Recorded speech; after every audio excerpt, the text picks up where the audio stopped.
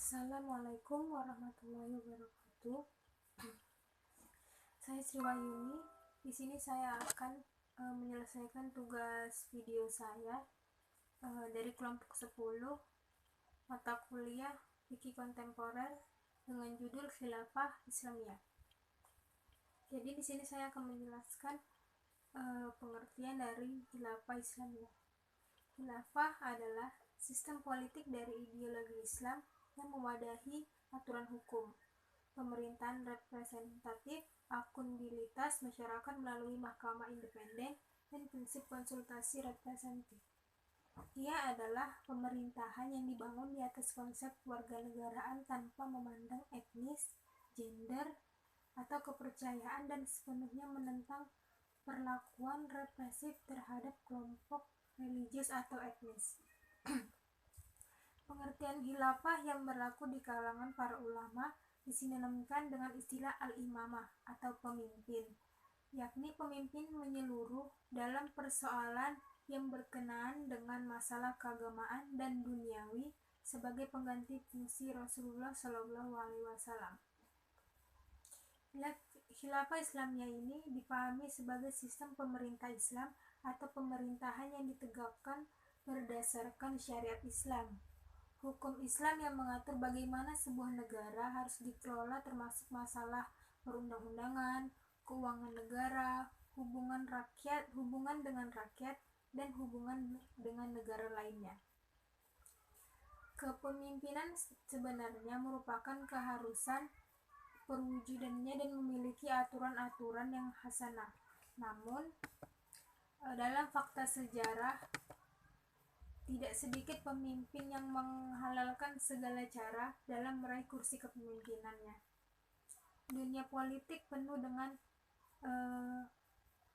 cara-cara kotor untuk memperoleh dan mempertahankan kekuasaannya. Bertemunya berbagai kepentingan antar golongan, kelompok, dan parpol dalam kalangan elit politik adalah sebuah keniscayaan akan terjadinya konflik bila tidak adanya kesepahaman bersama, dan tidak jarang berujung pada penyelesaian dengan jalan kekerasan. Rambu-rambu moral memang sering disebut sebagai acuan dalam berpolitik secara manusiawi dan beradab, tetapi hal itu hanya menjadi bagian dari retorika politik. Taqiyuddin al-Nabhani menyebutkan khilafah merupakan salah satu sistem pemerintahan bagi daulah Islam. Taqiyuddin mendefinisikan khilafah sebagai kepemimpinan umum bagi seluruh kaum muslimin di dunia untuk menegakkan hukum-hukum syara. Sistem khilafah sangat berbeda dengan sistem pemerintah yang lain seperti monarki, republik, kekaisaran, maupun federasi, baik dari aspek asas menjadi landasan berdirinya. Pemikiran, konsep, standar, serta hukum-hukum yang dipergunakan untuk melayani kepentingan umat, maupun dari aspek undang-undang dasar yang diberlakukannya ataupun dari aspek-aspek bentuk menggambarkan wujud negara. Khilafah merupakan kekuatan politik praktis yang berfungsi untuk menerapkan dan memberlakukan hukum-hukum Islam. Khilafah juga mengembankan dakwah Islam ke seluruh dunia sebagai sebuah risalah dengan dakwah dan ijtihad. Khilafah di sini adalah sebuah sistem pemerintah Islam sebagai pengganti Rasulullah SAW dalam fungsinya menerapkan syariat Islam dan mengurus persoalan politik keduniaan. Sistem khilafah juga berbeda dengan sistem pemerintah lainnya, dilihat dari dasar, standar, konsep maupun fungsinya. Sistem khilafah Islamiyah. Sistem khilafah yang diyakini bertujuan untuk mengatasi situasi yang memburuk seperti saat ini. Terdapat kebutuhan untuk perubahan transformasional dari rezim-rezim dan sistem-sistem yang sedang menguasai tanah-tanah muslim, dan pengakhiran penjajahan asing terhadap teritori muslim. Sudah tidak dapat diterima hanya sekedar melihat beberapa pengganti pemimpin atau untuk diadakannya pengulangan proses pemilihan korup. Jalaluddin Kafi mengatakan bahwasannya Nabi sebagai eksekutif tertinggi sekaligus kepala peradilan umat Islam, disebabkan ia salah satu penerima penafsiran wahyu ilahi. Ini merupakan awal mulanya lahir negara Islam yang menjadikan syariah Islam yang berlandaskan hukum ilahi yang menjadikan hukum politik negara Islam ketika itu.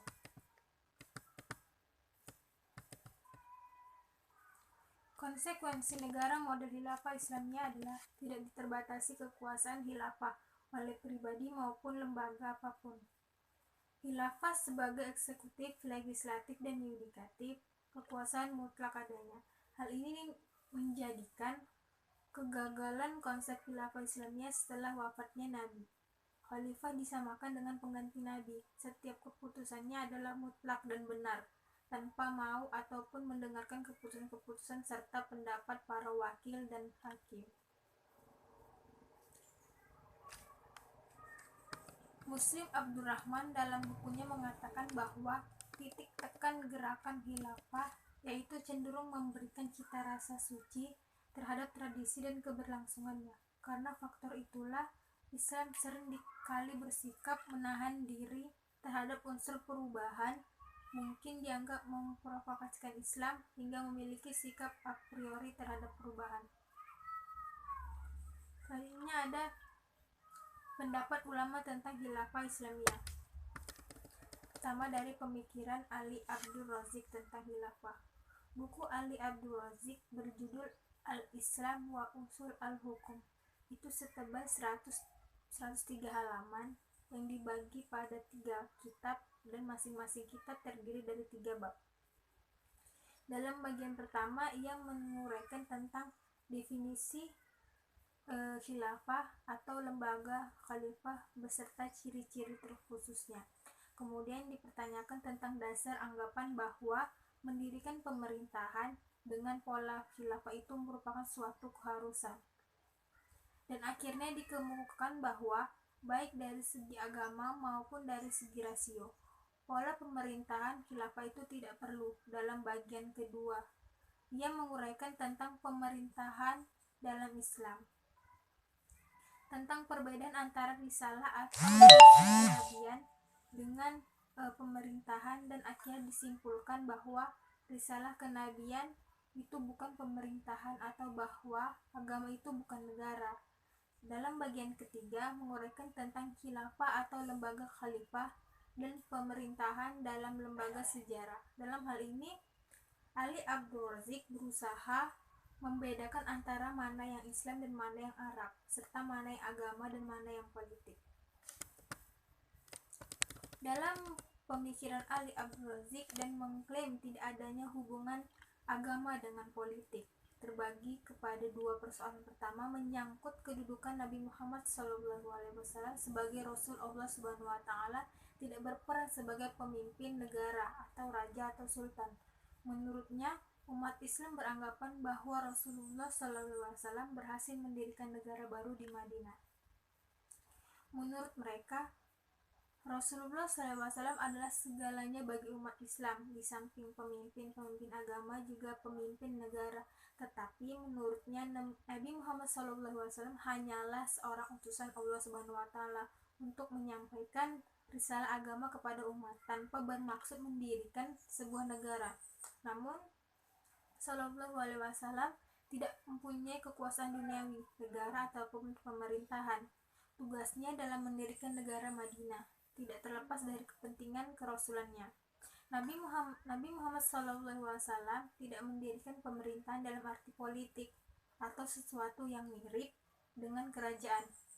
Nabi Muhammad SAW hanya seorang nabi seperti para nabi sebelumnya yang tidak pernah mengajak umatnya mendirikan sebuah negara dan pemerintahan.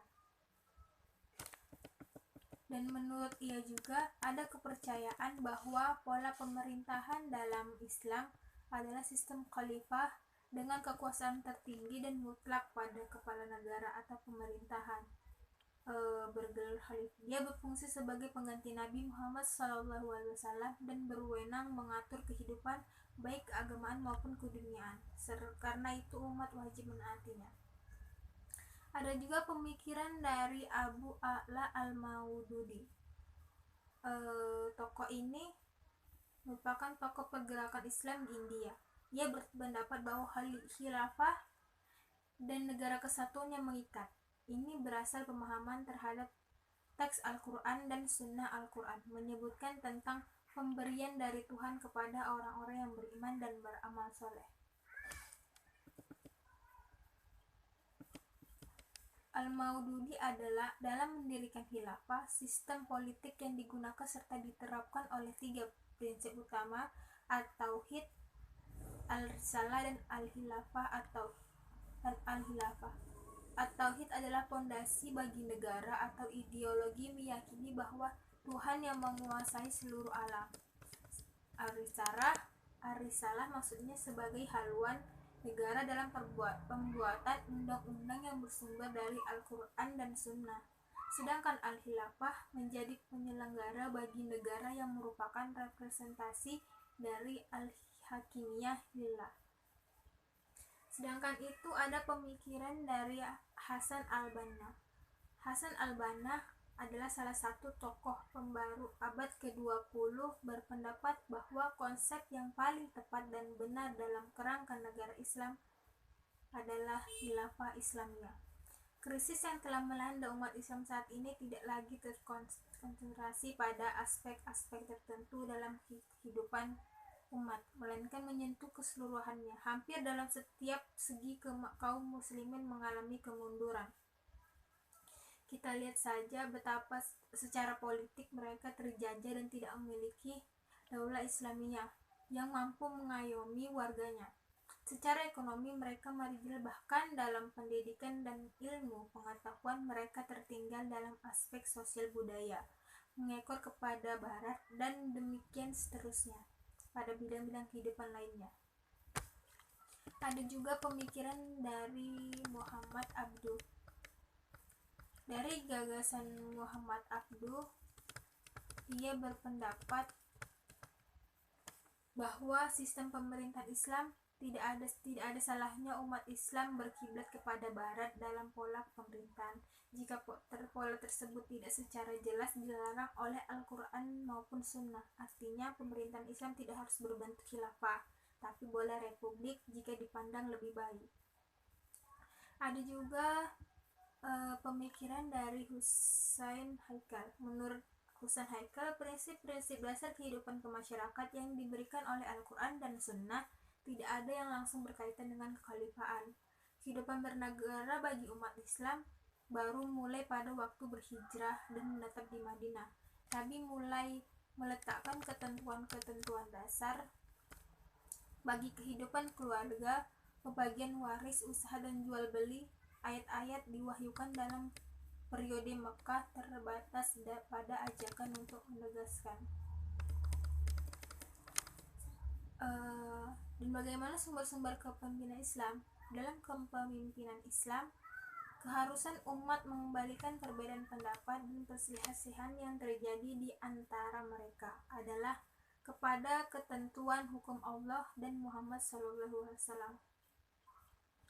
Untuk memperoleh keputusan dan ketentuan hukumnya sebagaimana yang dinyatakan dalam Al-Quran.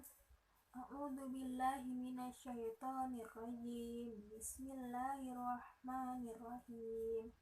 Ya ayyuhalladzina amanu atiullaha wa atiur rasula wa ulil amri minkum fa in tanaza'antum fi syai'in firdau ilaihi war rasul in kuntum yu'minu billahi wal yaumil akhir dzalika khairu wa ahsanu ta'wila.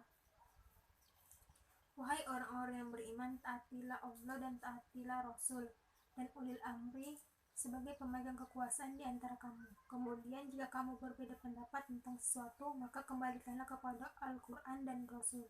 Jika kamu beriman kepada Allah dan hari kemudian, yang demikian itu lebih utama bagimu, lebih baik akibatnya. Ayat ini mengandung 2 pemerintahan, yaitu perintah agar orang-orang mukmin menaati Allah dan Rasulnya serta ulil amri, dan dan perintah dalam menyelesaikan perbedaan pendapat dan perselisihan supaya dikembalikannya kepada Allah dan Rasul dan ulil amri. Sedangkan perintah yang kedua dijelaskan bahwa konsekuensi dari perintah pertama agar taat kepada Allah dan Rasulnya. Jadi ada juga kesimpulan dalam ada juga kasus-kasus khilafah yang terjadi pada Indonesia yang sedang marak-maraknya, yaitu HTI yang merupakan ingin mengusulkan bahwa sistem pemerintahan diganti dengan sistem khilafah. Yang awalnya sistem pemerintahan kita itu Pancasila, yang ingin diubah, ingin menjadi ke khilafah. Ini merupakan ada yang sebagian orang tidak